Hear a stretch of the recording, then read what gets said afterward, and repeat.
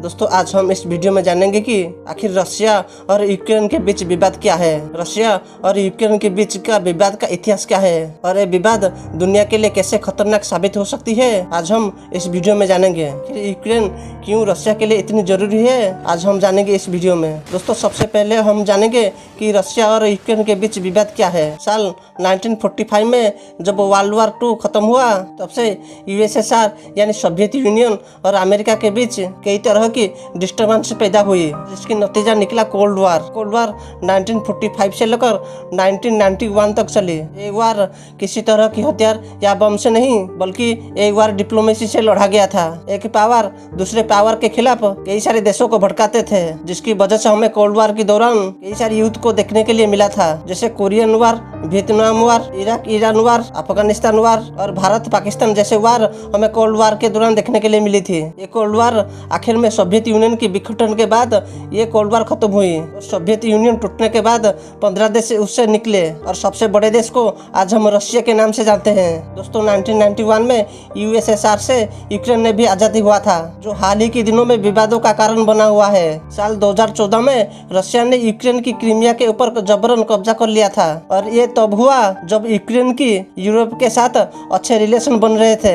Russia Crimea को कब्जा करने की सबसे बड़ा वजह थी नेचुरल रिसोर्सेस और पहले इस नेचुरल रिसोर्सेस की फायदा रशिया के बदले यूरोपियन देशों को मिल रहा था। तो कुछ साल पहले रशिया ने यूक्रेन के डोनबास एरिया को अपना घेरा था। ये डोनबास एरिया यूक्रेन और रशिया की सीमा के साथ लगा हुआ है। आज के समय रशिया यूक्रेन की बॉर्डर पर 1.5 लाख सैनिक लेकर खड़ा है, जिसकी वजह से कुछ दिन पहले यूएस की फॉरेन मिनिस्टर रशिया को चेतावनी देते हुए कहा कि रशिया यूक्रेन के ऊपर कभी भी हमला कर सकती है और साथ ही उन्होंने रशिया को वार्निंग देते हुए कहा कि यदि रशिया यूक्रेन के ऊपर हमला करती है तो अमेरिका रशिया के ऊपर हेवी सैंक्शन लगा देगी। दोस्तों यूक्रेन और रशिया के बीच कोई भी मेजर डिफरेंसेस नहीं है और यूक्रेन की कैपिटल क्यू को रूसी शहरों की माँ भी कहा जाता है, क्योंकि ये क्यू शहर पुरानी रशियन एम्परर की एक प्राचीन शहर थी। इसकी वजह से आज कई सारे यूक्रेनियन आज रशिया के साथ खड़े हुए हैं। इसके अलावा कुछ राजनीतिक और आर्थिक कारण होने की वजह से रशिया यूक्रेन को कब्जा करना चाहता है, जैसे नेचुरल रिसोर्सेस। और रशिया ने जब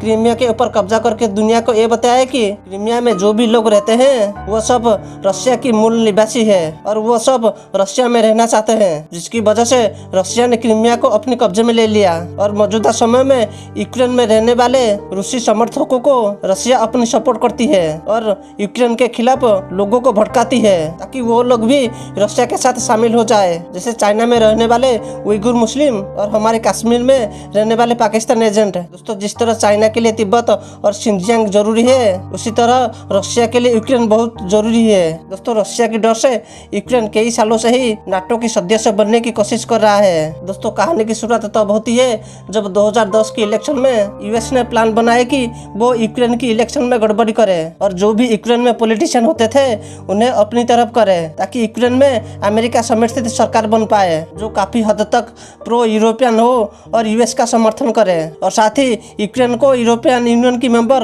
और नाटो का मेंबर भी बना पाए। लेकिन दोस्तों दिक्कत यह है कि यूक्रेन की 50% आबादी अमेरिका को समर्थन करते हैं और बाकी परसेंटेज लोग रशिया को समर्थन करते हैं। अब यूक्रेन की बहुत बड़ी आबादी चाहते हैं कि वो रशिया से दूर चले जाए, ताकि यूक्रेन को भी दूसरे यूरोपियन देश जैसे इंग्लैंड, जर्मनी और फ्रांस जैसे देशों की तरह डेवलप होना है। यूक्रेन की पश्चिम हिस्सा चाहता है कि वो रशिया से अलग हो जाए और डेवलप करे, और यूक्रेन तभी डेवलप होगी जब वो अमेरिका का समर्थन करेगा। लेकिन यूक्रेन की पूरब की तरह रहने वाले लोग आज भी कहते हैं कि रशियन हमारे ब्रदर है और हमें रशिया के साथ देना चाहिए और आगे हमारे देश डेवलप होगा तो रशिया की ही मदद से होगा। दूसरी एंगल से यदि हम देखते हैं तो यूक्रेन बहुत ही अनफॉर्चुनेटली देश है, क्योंकि यूक्रेन में रहने वाले लोगों के अंदर सोच और विचारों में दो हिस्सों में बढ़ चुके हैं। कई लोग हैं जो प्रो रशियन है और कई लोग हैं जो प्रो अमेरिकन है।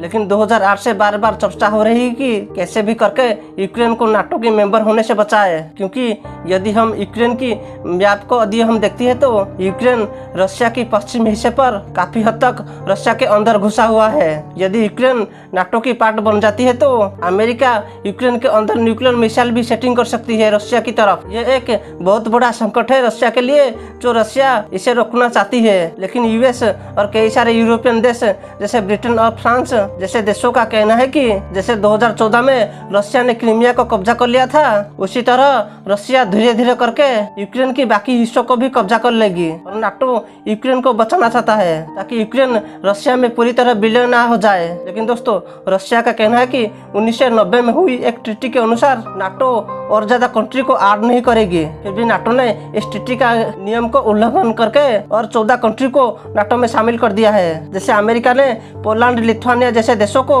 नाटो में ऐड करके रशिया को थ्रेट करने की कोशिश कर रहा है। अब रशिया का कहना है कि जिस तरह नाटो धीरे धीरे करके सारे यूरोपियन देशों को अपने अंदर ऐड कर रही है, एक समय आएगा जब अमेरिका नाटो की मदद से पूरी तरह रशिया को घेर लेगी। अब रशिया साफ साफ कह दिया है कि वो कैसे भी करके यूक्रेन को नाटो में शामिल ना किया जाए, और यदि नाटो यूक्रेन को अपनी मेंबर बना लेती है तो रशिया अटैक करके यूक्रेन को पूरी तरह कब्जा कर लेगी। यदि दोस्तों यूक्रेन नाटो में शामिल हो जाती है तो रशिया को किसी भी तरह की कम्युनिकेशन की किसी भी तरह की सुविधा नहीं होगी। यही एक कारण है जिसकी वजह से रशिया यूक्रेन को कब्जा करना चाहता है। दूसरा कारण है जियोग्राफी। यूक्रेन यूरोपियन देशों में से दूसरा सबसे बड़ा देश है और ब्लैक सी में कई सारे सी पोर्ट है जो कि साल में 12 महीने तक खुला रहता है। और यदि यूक्रेन नाटो की मेंबर बन जाती है तो रशिया के पास ऐसे कोई भी पोर्ट नहीं होगा जब वो 12 महीने तक अपनी ट्रेड कर सके। दोस्तों, यूक्रेन की जरूरत रशिया को इतना है कि जब 1812 में नेपोलियन ने रशिया के ऊपर हमला किया था तब यूक्रेन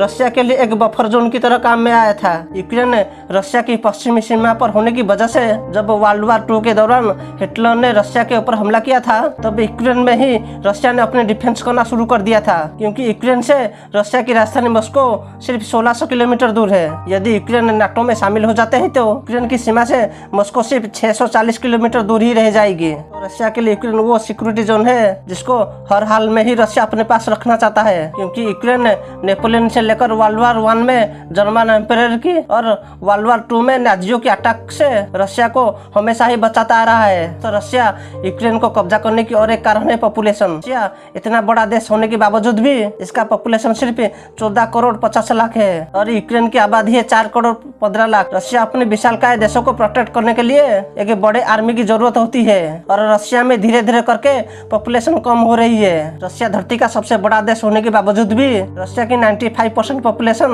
रशिया की पश्चिम हिस्से पर ही रहते हैं और बाकी की रशिया पूरी तरह बर्फ से ढका हुआ है। और कई सारे रशियंस देश छोड़कर अमेरिका, ब्रिटेन और फ्रांस जैसे देशों में अपनी लाइफ बेहतर बनाने के लिए देश छोड़कर चले जाते हैं। और ऐसे समय आएगा जब रशिया की पॉपुलेशन सिर्फ कुछ करोड़ों में ही रह जाएगी। इसलिए रशिया चाहता है कि यूक्रेन के ऊपर हमला करके यूक्रेन के लोगों को किसी भी तरह रशिया में मिला ले ताकि रशिया की पॉपुलेशन बढ़ सके। दोस्तों, ऐसे में यदि हम देखते हैं तो एक समय में ये दोनों देश एक थे। 1991 से पहले 14 देश मिलकर एक ही देश बने थे और इन 14 देश मिलकर एक स्ट्रॉन्ग पावरफुल यूएसएसआर बने थे। लेकिन यूएसएसआर टूटने के बाद रशिया को कई सारे प्रॉब्लम आना शुरू हो गई, जैसे पॉपुलेशन, नेचुरल रिसोर्सेज और कम्युनिकेशन की प्रॉब्लम रशिया को होने लगी है। और आज भी अमेरिका कहता है कि यदि अमेरिका को कोई टक्कर दे सकता है और वो था यूएसएसआर। यूएसएसआर टूटने के बाद रशिया अपने अस्तित्व को बचाना चाहता है और पुतिन ही अमेरिका की रास्ते का कांटा बने हुए हैं। और यदि पुतिन नहीं होते तो